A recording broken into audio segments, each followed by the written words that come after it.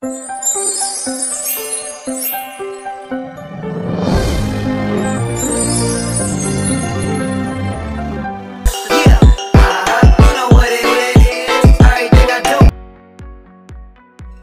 our first basic antiderivative example, we have antiderivative 4x cubed plus 4x plus 8dx. So, ang una natin gagawin ay i-distribute natin ang integrals. Bali, ang mangyayari ay integrals 4x cubed dx plus integrals 4x dx plus integrals 8dx. So, sunod naman ang gagawin natin ay ilalabas natin lahat ng constant.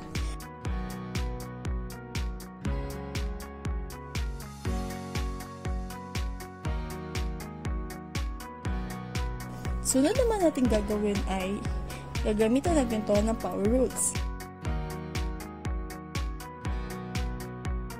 Bali, ang mangyayari ay 4x in the power 4 over 4 plus 4x square over 2 plus 8x. After naman natin ito ay isi-simplify natin ito. Bali, ang kalalabasan at final answer natin ay x in the power 4 plus 2x squared plus 8x plus c. Okay, for our second example, we have antiderivative x cubed plus 5x minus 3 dx. So, ang una natin gagawin ay i-distribute ulit natin ang integrals.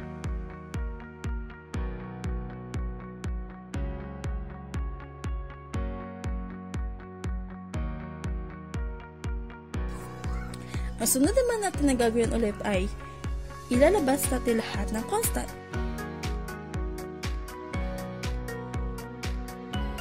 Sunod naman na gagawin ay gagamitin natin ulit ito ng power rule.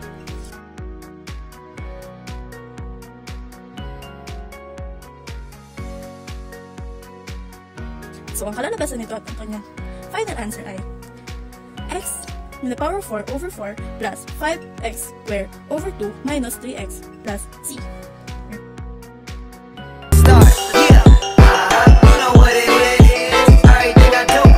Given is integral of square root of x squared times the quantity of x minus 4 dx.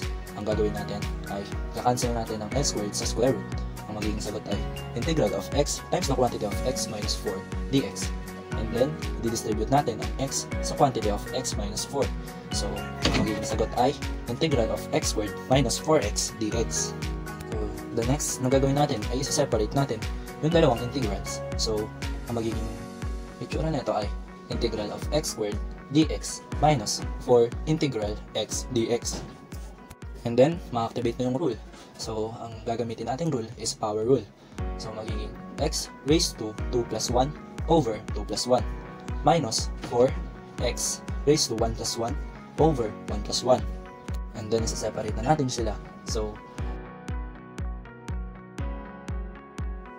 x, magiging sagot is x cubed over 3 minus 2x squared plus c. The second one is integral of cube root of x dx. So, gagawin natin siyang exponent. Magiging integral of x raised to 1/3 dx. And then, ma-activate na yung power rule. So, x raised to 1/3 plus 1 over 1/3 plus 1. So, next is magiging x raised to 4 over 3 over 4 over 3. And then, magiging 3x raised to 4/3 over 4 plus c.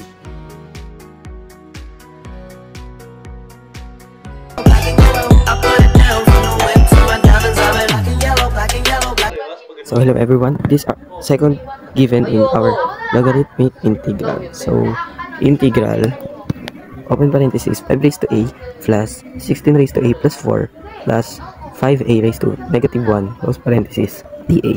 For the step 1, we're going to separate the integrals. Since the integrals is a sum, we can separate into 3 individual integrals. Integrals 5 raised to a dA plus integral 16 raised to a plus 4 dA plus integral 5a raised to negative 1 dA. For the step 2 is we're going to solving each integral, and for the step 3 we're going to combine the results. And step 4 simplifying, we can simplify the 16a over ln 16 as, therefore the final answer is 5 raised to a over ln 5 plus 16a raised to a plus 1 over ln 16 plus 5 ln parenthesis bar a close parenthesis plus c. These are given in logarithmic integral. So integral parenthesis 5 raised to x plus 3 plus 5 raised to x close parenthesis dx. So the step 1 is separate the integral. The original integral is split into two separate integral. Then step 2, simplify the first integral. The exponent in the first integral is rewritten using the rule of exponent. Step number 3, integrate the exponential terms. The integral of ax is ax over ln a plus c, where a is a constant and c is the constant of integration. This rule is applied to both integrals. Step 4, the constant of integration c1 and c2 are combined into single constant c. And the step 5, simplify the expression. The final expression is simplified by factoring out.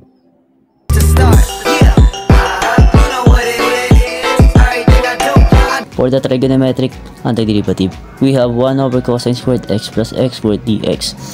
First step, 1 over cosine squared x equals secant squared x. Kinamit ko to para antiderivative ko kasi walang antiderivative ang cosine squared x. So, kinuha ko to sa reciprocal identities ng trigonometric. Kaya, pinalitan ko na siya. Ang dano na to, ang given natin ngayon ay secant squared x plus x squared dx. Distribute ko yung integral sa bawat term. Secant squared x dx plus x squared dx. Parehas yun may integral. Ngayon, kinansel ko yung dx tsaka integral. Ang antiderivative ng secant squared x ay tan x. Then ang antiderivative naman ng x squared ay x2 plus 1 over 2 plus 1 plus c. Ang huli naman, ang final answer natin ay tan x plus x cubed over 3 plus c. And we have second given. Ang second given naman natin ay 1 plus cotangent squared x plus 3x squared. Ito naman, yung 1 plus cotangent squared x, wala rin siya sa antiderivative. So, ginamit ko ang Pythagorean identities ng trigonometric para makuha ko ang cosecant squared x. So, pinalitan ko yung cosecant squared x sa 1 plus cotangent squared x. So, meron na tayong cosecant squared x plus 3x squared dx. Then, didistribute ko lang na ulit yung integral sa bawat term. Cosecant squared x plus cosecant squared x dx plus 3 integral then x squared dx. Kinansel ko yung dx tsaka integral. Ngayon, nag-antiderivative na ako ng cosecant squared x. Ang antiderivative ng cosecant squared x ay negative cotangent x. Then plus, ang derivative naman ng 3x squared ay 3x2 plus 1 over 2 plus 1. Then plus c. Then, next is negative cotangent x plus 3x cubed over 3 plus c. Kinansel ko yung 3 sa numerator at denominator kasi parehas sila. Ang final answer natin ay negative cotangent x plus x cubed plus c.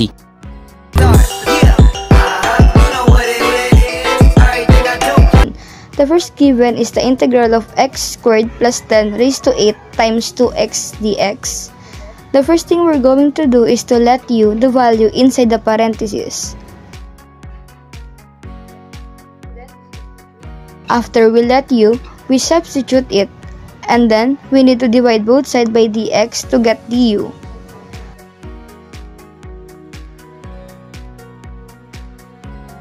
Then, we will substitute the du. After substituting it, we will do power rule.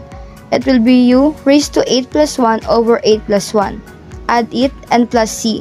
Lastly, we will substitute our first value in u, that is the x squared plus 10, and then raise it to 9 over 9 plus c. And that's our final answer. For the second one, we have the integral of x raised to 6 plus 25 raised to 100 times 6x raised to 5 dx. Same with the first given, the first thing we will do is to let u the given value inside the parentheses, and then we will substitute u.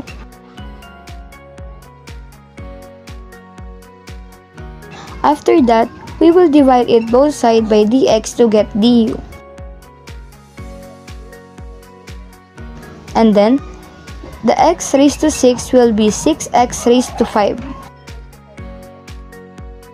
After that, we substitute the given value. We have u raised to 100 du. Same with the first given, we use power rule. The exponent will be plus 1 as well as the denominator and then plus c. Now, we add it. We have u raised to 101 over 101. Finally, we will substitute our first value, which is x raised to 6 plus 25 raised to 101 over 101 plus c. And that's our final answer.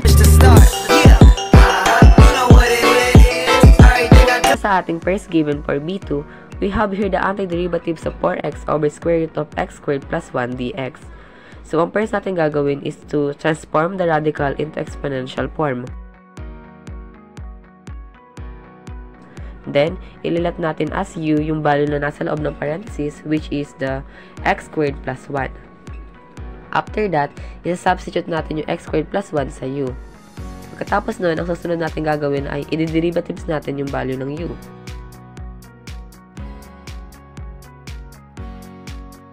So, we have here the du equals 2x dx. Then, divide both sides by 2 para matira na lang ang x dx. After that, ang value ng ating du over 2 ay x dx. Then, hahanapin natin ang x dx sa ating given.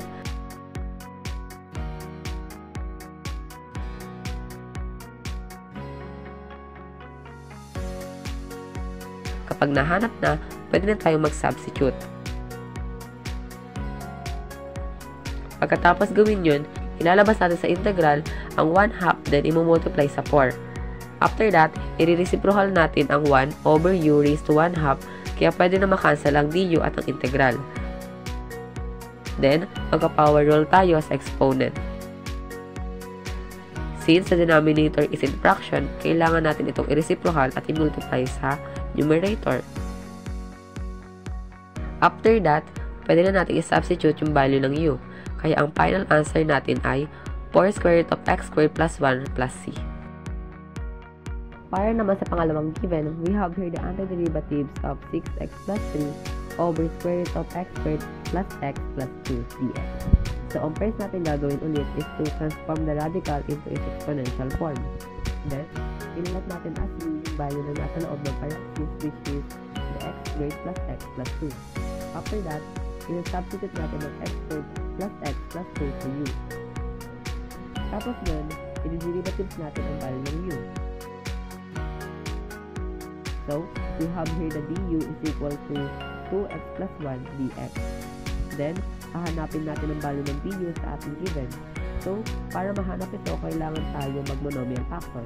Since common sa kanila ang 3, ilalabas natin yun to get the 2x plus 1. After that, pwede na natin i-substitute ang du. Then, ilalabas naman natin yung 3 sa integral since constant number siya. Tapos, pwede na natin i-reciprocal yung 1 over u raised to 1/2 kaya pwede na makancel ang du at ang integral. Then, gagamit tayo ng power rule. Since the denominator is in fraction, i-reciprocal natin ito tapos i-multiply sa numerator. Then, simplify further. After ma-simplify, pwede na natin i-substitute yung value ng u.